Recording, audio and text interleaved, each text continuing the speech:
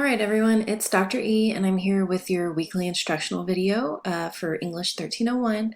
I do want to note that this is the only video for this week. I didn't see the need to also offer a supplemental video since all our energies last week was really focused on thinking about peer review and trying to work on getting that done.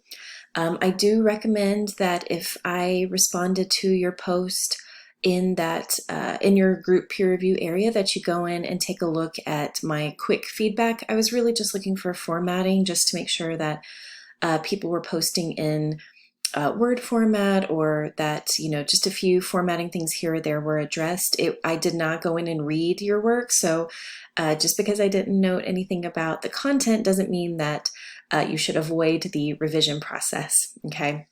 So I'm going to go to this week's module area. So in content, we're in week 13, which is pretty amazing. We don't have that much left in the semester, though I'm sure y'all are feeling the stress because now's the time when you're starting to think about finals and exams and all of that stuff. So just hang in there. We're in the finishing stretch of our course, and after we get this portfolio taken care of, then we can kind of concentrate on the fun stuff, which is our multimedia project, but we'll get more into that later. So for this week, you are going to work on revising your portfolio based on the feedback that you've gotten from your group members. That's the whole reason we're doing this, so that you're not just submitting willy-nilly this major assignment without taking the time to revise it, taking the time to think through the feedback that you receive from others. We really want this to start being kind of a part of our writing process, with academic writing especially. And then you're also going to read an article by Stedman, which is called The Annoying Ways People Use Sources. This is a really helpful article that centers on the ideas of including research in academic writing. So Stedman really works through, okay, here are the things not to do. Here are things that are done poorly in these examples, but here's how to fix that. So I think his article has just always helped me when I think about using research in my own writing, but also I get really good feedback from students about how Stedman really opens up some ideas and conversations about how to spot those issues and how to remedy them. So take your time with it. All right, so the withdrawal date is been and gone in terms of our classes, so let's not worry about that. I did cross out supplemental, so just watch the instructional video. I do want you to note that I did go ahead and cross out the prompt being posted for the writing discussion, and I crossed it out here just because, we need not an easy week. This is not by any means an easy week, but we need a week with things may be streamlined a little bit. So let's work to streamline it. And I thought the best way to do that, let's remove the discussion post here, but you still have some work on Stedman's article, so I'll get to that. But Thursday by 11:59 p.m., if you want to have a WebEx appointment to speak with me about your portfolio, not this week of week 13, but next week, week 14, this week you need to choose your date and time because I need to prepare for those meetings. So I put here, this is not a requirement, but it is available for those of you who kind of have an inkling that you would like to speak about your portfolio. Like you're that person, you want that FaceTime to really talk through your ideas to make sure you're doing things right. And that's absolutely fine. Okay, I'm here for that. And it was originally a requirement of our course, but because of the winter storm, we had to shift some things around. And that was one that just had to go because it was just going to be too much for us. So by Thursday, I want you to choose that date and time, and I'll walk through how to do that. By Friday, you're going to submit your paper portfolio to the assignments area.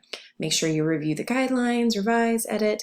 And I put a reminder here, this is a new submission date. Don't forget, I didn't want to overwhelm Thursday when we originally had the post, but I also wanted to give you just a little bit more time to do all of your revisions for that portfolio because it is a large grade, right?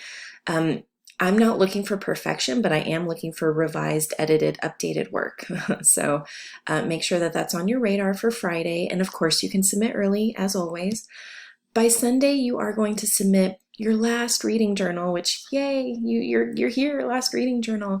You'll submit that to the assignments area. And I put here, to account for not having the writing post this week, I want you to have an extended entry for Stedman's work because that writing post was supposed to be about his article.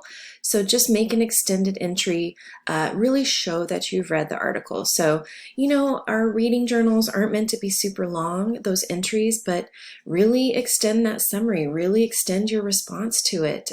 Choose an extra quote, do something that shows you put the effort in, but of course that you read the work, okay? And then for next week, I want you to set a reminder if you choose that consultation day, okay? So down below the schedule is a copy of Stedman's article, which is in PDF format. You can click and read or print. There is a link here for the paper portfolio assignment area. This is where you'll submit the portfolio. This is what I'm going to give you feedback on. And again, we're working on this process of getting that feedback. So I want you to see this as just kind of an extension of your peer review. I'm peer reviewing your work. It is a larger grade, of course, but the idea is that I'm going to give you feedback. You're later going to go through that feedback and then revise your work and submit for the big kahuna final grade 100 points, okay? So we're just building up to that, trying to practice this revision process. Remember to upload in the right format and review those guidelines either in the rubric, but also, of course, in the instructional video. Your reading journal 3 is also due this week. So I put here a reminder to create a longer extensive entry for Stedman's work since we don't have our weekly post, okay? And then I want you to make sure that, just to, refresh your memory, the assignment sheet and the video for the reading journals, they're here, and use the template. Okay, so we only have 3 readings this time, which is nice. The last journal was a bit intense. So we have Cosgrove's article on the food studies programs, remember, about hostos in the Bronx. And then we have DePeter's article that we read for peer review that was about meaningful praise and how he kind of walked us through some examples and information about that. And then finally, we have Stedman's article on using sources. And I have a little asterisk here just to remind you to make a more extensive entry. Remember to submit in the proper format, y'all. Don't submit in pages. Please just don't. If you're a Mac user, please remember to convert your file.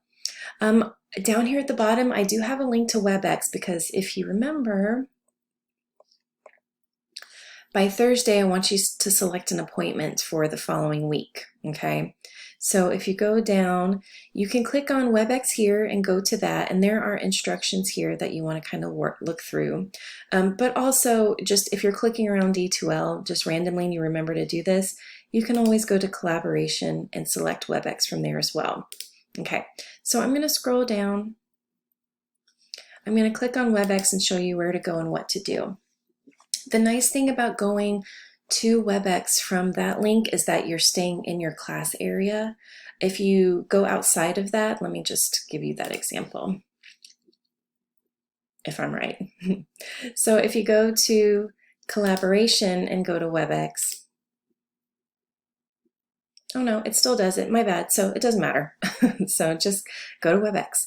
And you'll notice here, this is how WebEx is set up. Just generally, it should look like this. I'm gonna move around a little.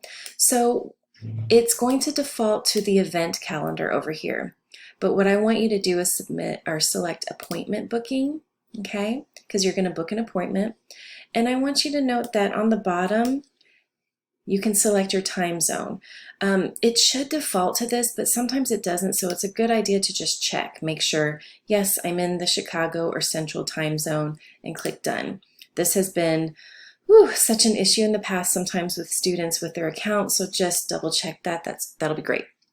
So you're in the appointment booking area, and you'll want to select from not this week, but next week. So I'm going to click this little toggle over to next week, but you'll see it's only Monday. Well, I want to look at the full week, so I'm going to go over here and click on week. Okay. So you see 7 p.m. because it's around that time that I'm filming this. I'm just going to scroll up.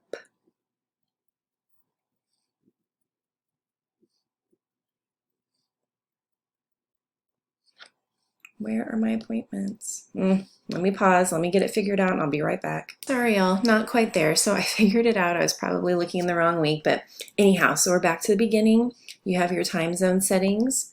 You can click here and then you want to click appointment booking. Okay. And then go ahead and click week. Okay.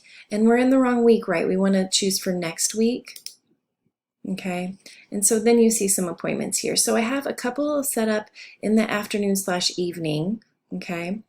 And then I have a couple earlier in the day on Tuesday, Wednesday, and Thursday of this week.